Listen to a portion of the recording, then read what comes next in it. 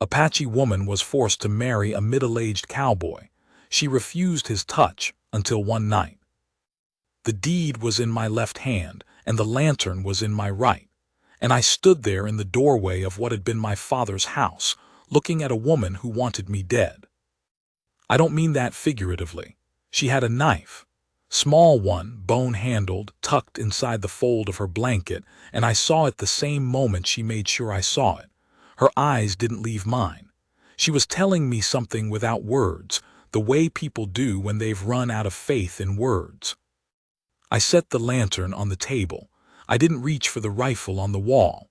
I pulled out the chair nearest the door and I sat down in it. That was the first night. Her name was Saya. I learned that later, not from her, from the Indian agent, a small disappointed man named Fitch who had delivered her to my property 3 days prior like she was livestock he'd grown tired of, with papers signed by men neither of us had ever met. Treaty provisions, he said. Reparation in kind for land taken on the eastern mesa. She was the niece of a man named Chato who the army had killed 2 winters before, and she had no people left in the territory. And the arrangement, he actually used the word arrangement, was binding. I had said to Fitch that this was insane. He'd shrugged the way men shrug when they've already decided something is not their problem. Signed and filed, he said, and he climbed back on his horse. I was 44 years old. I had been alone on this ranch for 6 years, since Clara died. I was not looking for a wife. I had not been looking for much of anything, if I'm honest, except the next day's work and then the day after that. She had been given a room, my father's old room, at the back of the house, the one with the window that looked west toward the canyon. She had been given it and she had accepted it the way you accept a cell. Not gratefully, practically. She put her things in it and she closed the door and I heard the scrape of something heavy being dragged against it from the inside. For 3 weeks that was how we lived. I cooked. I left food outside her door. She ate it or didn't and left the plate in the hallway.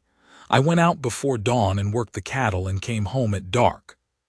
She moved through the house when I was outside. I could tell things were slightly different. A jar moved. The firewood restacked more economically. She was learning the place. She was also, I gradually understood, testing whether I would try to stop her from learning it. I didn't. I want to be clear about something because it matters to this story. I never tried to touch her, not once. Not out of indifference. She was a striking woman, tall for an Apache, with her mother's mescalero blood in the flatness of her cheekbones and eyes that cataloged everything they looked at. But I had not earned any right to her. I knew that. The papers Fitch had filed didn't change it. A man who would use papers to override a woman's will isn't a man I had any interest in being. So I gave her the house, more or less. I used the kitchen and my bedroom and the porch. The rest was hers. In the 4th week, she started talking to me. Not much. A question in the morning sometimes, how many head, which pasture, will it rain, practical things. I answered them. She listened the way she did everything, completely filing it away. I noticed after a while that she was learning the rhythms of the ranch, understanding what needed doing and when. She started telling me, not asking when something needed attention. The bay mare is favoring her left rear. The fence at the north draw has a post down. I'd come home and supper would be on the stove, real food, seasoned with things she'd found or traded for somewhere. I never asked where. And she'd be sitting by the window sewing or doing nothing. And I'd eat and she'd eat, and sometimes we talked about the ranch, and sometimes we didn't say a thing. I learned her name from her in the 6th week.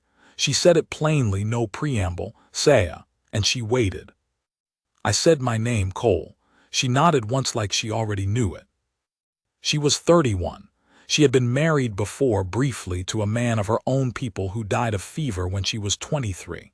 She had a son who had died the same year, a boy of 2. She told me this in pieces over several evenings, not as confession, just as fact, the way you'd read a record aloud. I listened.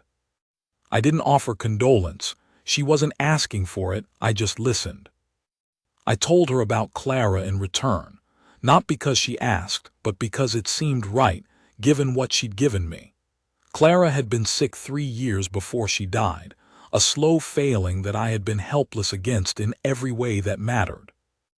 I had kept the ranch running and kept her fed and kept the doctor coming from Magdalena, and none of it was enough.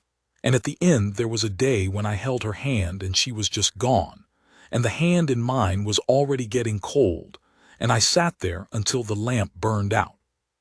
Saya looked at me when I finished. She didn't say anything for a while. Then she said, "You loved her a long time." It wasn't a question. "Yes," I said. She looked back out the window.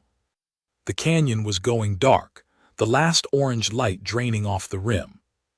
"Good," she said. "That tells me something about you." I didn't ask what. I had the feeling she'd tell me when she was ready, or she wouldn't, and either way I had to be all right with it. The trouble came in August. There were 3 ranchers east of town, Adler, Pine, and a man named Caswell who had come up from Texas with money and opinions, who had been watching my place with unfriendly interest since before Saya arrived. Adler and I had a water dispute going back 4 years, the kind that gets papered over but never actually settled. Pine just followed Adler's lead in most things. Caswell was his own breed of problem, the kind of man who had views about how the territory ought to be ordered and who ought to be in it. Word had gotten around about the arrangement. Territories talk. Men came by the saloon in Cutter's Ford and made their assessments, and I heard most of them second-hand from my hand, Virgilio, who was young and loyal, and had no talent for keeping things to himself. They didn't like it. They used words I won't repeat. The polite version was that it wasn't natural and it wasn't right, and I had taken leave of my senses. One afternoon in late August, I came back from the north pasture to find Caswell's buckboard parked in my yard. Caswell was on my porch, and with him were Adler and a man I didn't know, younger, hard-faced, wearing his pistol in a way that announced its purpose. Saya was standing in the doorway, not behind it, in it. She had the rifle. Not aimed, just held, barrel down at rest but in her hands. Caswell was doing his talking down voice, the one he used with Mexicans and Indians, and anyone else he'd decided was beneath the courtesy of plain speech, and she was listening to it the way you listen to weather, registering it, without being moved by it. I pulled up and got down and walked across the yard. Caswell switched his talking down voice to me. "Cole," he said, "we've come as neighbors. Got concerns about the situation up here." I stopped between him and the door. "I want to say something plain here so there's no misunderstanding. I was not afraid of Caswell. I had been afraid of things in my life, real things, things that earned the fear. Caswell was a bully with a bankroll, and bullies with bankrolls are only fearsome to people who need something from them. I didn't need anything from Adler. I didn't need anything from Caswell, and I had long since stopped being afraid of what people in Cutter's Ford thought of me. I said to him, "Whatever concerns you have about this place, this is the place to bring them, directly to me." He shifted. Men like him don't like directness. They prefer the half-statement, the implication, the thing you're supposed to understand without it being said. He said some things. I won't give them the weight of detail. The substance was that my situation was a shame to the territory and to my father's name. He'd known my father, he made sure to say, and that there were people who felt something ought to be done. I said, "Go home, Warren." He looked at me for a while. The hard-faced man's hand moved near his pistol. I looked at him until he stopped moving it. Caswell said, "I'm not going to tell you twice, Cole." I said, "You already told me twice. Go home." They left. Caswell's buckboard clattered out of the yard, and Adler went with it without looking at me, and the hard-faced man was last and gave me a look that was meant to communicate something about the future. I watched them go down the road until I couldn't see the dust anymore. When I turned around, Saya was still in the doorway. The rifle was still in her hands. She was looking at me with an expression I hadn't seen from her before, not soft exactly, but something had shifted, something behind the watchfulness. She said, "You are not afraid of them." I said, "No." She said, "I heard what they said about me." I said, "I know you did." She was quiet. Then she said, "Most men would have apologized to them for me, or asked me to stay inside." I said, "You're not something I need to apologize for, and you can stand wherever you want." She looked at me for another moment, then she went inside. I want to tell you about the night in October, because that's the night this story really lives in. Everything before it was building toward it. Everything after it was what it made possible. I had been sick since the first week of the month, not desperately sick, but the grinding kind of sick, a fever that wouldn't break and a cough that had settled into my chest like a squatter. I'd been working through it because there was nobody else to work, Virgilio having gone to his sister's wedding in Socorro, and the cattle needed the hay racks filled, and the horses fed, and the pump primed every morning, or the line would freeze in the cold we were getting overnight. By the second week I was thinner than I should have been and not sleeping and doing the work by will alone, which is a fine way to get things done in the short term and a poor substitute for actual health. Saya saw it.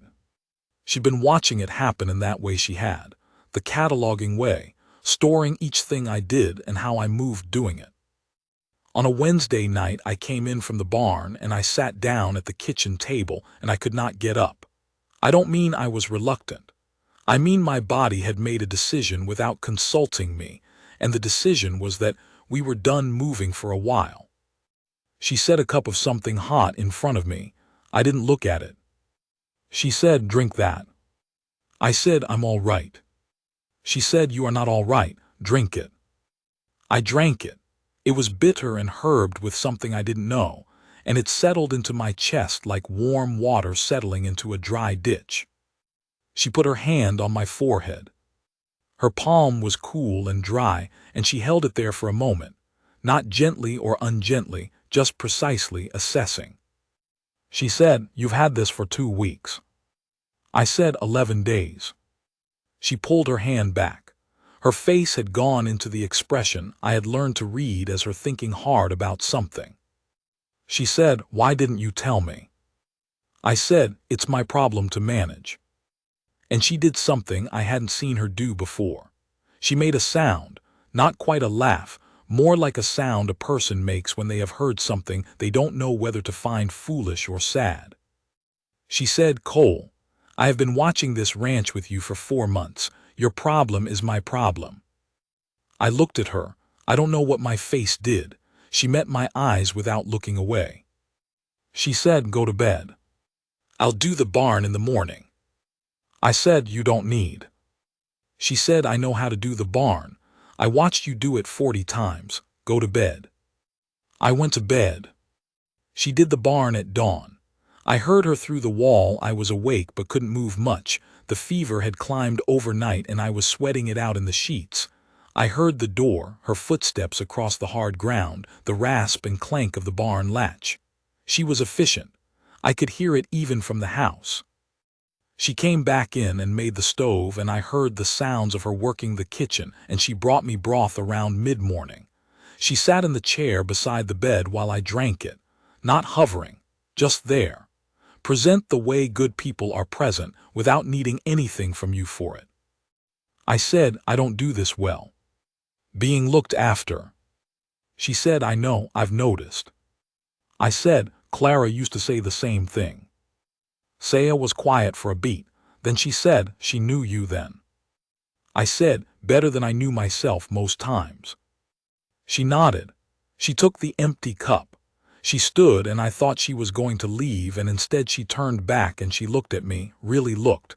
The way she'd done outside with Caswell, that shifted thing in her eyes, the watchfulness giving way to something more direct. She said, "You treated me like a person from the first day, when you didn't have to, when nobody would have said a word about it if you hadn't." I said, "I would have said a word about it." She said, "Yes, that's what I mean." She put the cup on the table by the door. She said, "Sleep. I'll wake you at supper." She pulled the door to but didn't latch it, and I lay there in the gray October light listening to her move through the house, And I thought about Clara for a while, which I hadn't done in months. And I thought about how much of your life you spend waiting for things you don't know you're waiting for. I slept for 4 hours, first real sleep in 2 weeks. I was up and working again by the end of that week, slower than usual still but functional. The cough loosened. The fever stayed gone. Saya and I fell into a new version of the pattern after that, less formal. She started sitting with me on the porch in the evenings, which she hadn't done before. She'd stay inside or go to her room, but now she'd come out with a cup of tea and sit in the other chair, and we'd watch the canyon go dark together. Sometimes we talked, sometimes we didn't. One evening in November she told me about her son. Not the facts which she'd told me before, but the actual thing, what it had been like, the 2 years of his life and what she'd loved about him, how he'd been fearless in water and how he'd laughed. She told it quietly, without drama, looking at the canyon. I listened. When she was done I said, "He sounds like he was something." She said he was. We sat there. I said, "I'm sorry they were both taken from you." She looked at me sideways. Something careful in the look, measuring. She said, "And I'm sorry about Clara." I said, "Thank you." She turned back to the canyon. The night was coming on cold and the stars were sharp and high. She said, "I didn't believe any of this was going to be survivable when Fitch brought me here." I said, "I know." She said, "I was wrong about that." I said, "You couldn't have known." She said, "No, but I know now." She didn't say anything else. Neither did I. The canyon was full of dark and the lamp was burning behind us through the window, and the stars were doing what stars do, and I was aware in a way I almost never let myself be aware of anything, that I was sitting beside a woman who had chosen, in her own time and on her own terms, to still be here. Nobody had made her. Nobody could have. Fitch's papers didn't have that kind of power over a woman like Saya. What had kept her was something else, something she decided, quietly, over 4 months of watching and testing and deciding. She'd looked at what I was made of, and she'd stayed.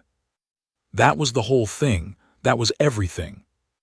In December we had a week of hard snow, and the cattle came down from the upper pasture on their own, which cattle will do when they know something is coming, and I spent 3 days in the cold mending the fence at the home pasture, and keeping the water from freezing, and Saya worked beside me without being asked, gloves, her breath coming white in the cold, throwing her weight against a post I was driving.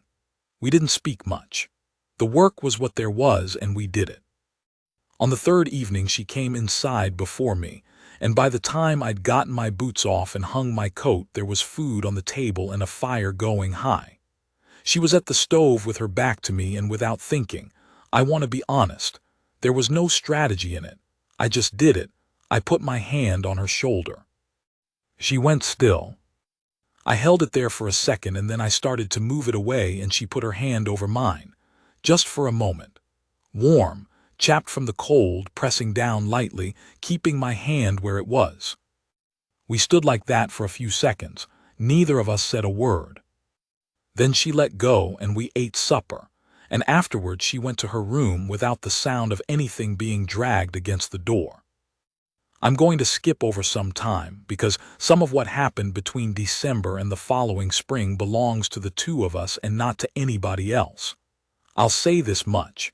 She moved out of my father's room in February, not because of any arrangement or agreement, because she decided to.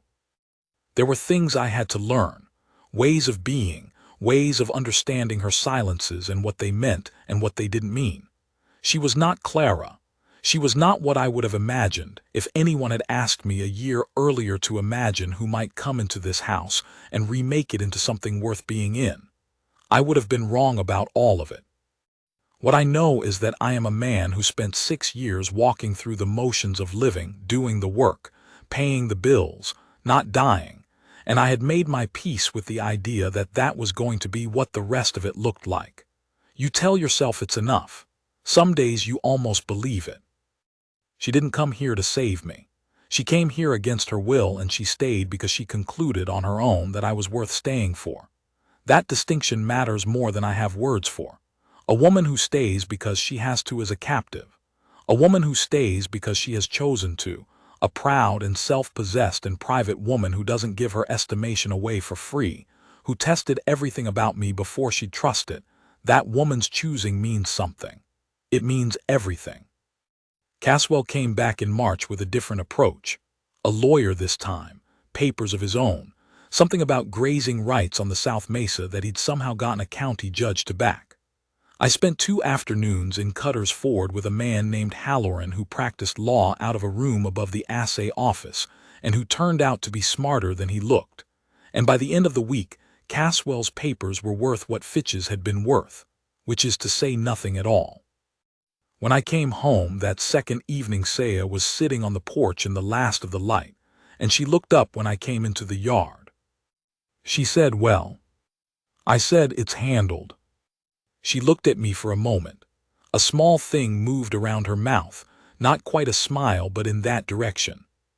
She said, "I know." I never doubted it. I unsaddled the horse and turned him out and came up to the porch, and she moved her chair over slightly, making room, and I sat down beside her. The canyon was going gold and purple in the late light. The snow on the rim was pink. I said, "You could have left, this winter. Any time, really. Virgilio would have taken you south if I'd asked him to, or even if I hadn't." She said, "I know that." I said, "I want you to know that I know that." She was quiet for a while. Somewhere down the canyon an owl went and then went quiet. She said, "My grandmother had a word for it. When a person shows you what they're made of slowly over time, not knowing you're watching, not trying to perform it. When you see it clear enough, you know it won't change. When you decide that thing is worth your life." She turned and looked at me. Her eyes were direct and without any reservation left in them at all. She said, "That's what I decided, about you, last August when Caswell was here, maybe before that. I wasn't going to say it until I was certain." I said, "Are you certain now?" She said, "Yes." The canyon was quiet and the sky was going dark above the rim, and I reached over and took her hand and she let me, and we sat there until the stars came. "I think about that sometimes," what she said, "about showing what you're made of without knowing you're being watched. I wasn't trying to be anything during those months. I was just being the only thing I know how to be, a man who does the work, who doesn't bully, who keeps his word." I had never thought of it as something worth noticing. She made me understand it was. That was the gift. Not that she loved me, though she did, she does, and I'm not fool enough to take that lightly. The gift was being seen clearly, fully, by a woman with clear eyes and found worth staying for. A man can go a long time without that. Some men go their whole lives. I didn't know I'd been waiting for it until she gave it to me. We're still on the ranch. The cattle are fat, the pastures are good, and the canyon in the evening is the same canyon it always was. Some things don't change and some things do, and most of the time you can't tell which is which while it's happening. I can tell you this much.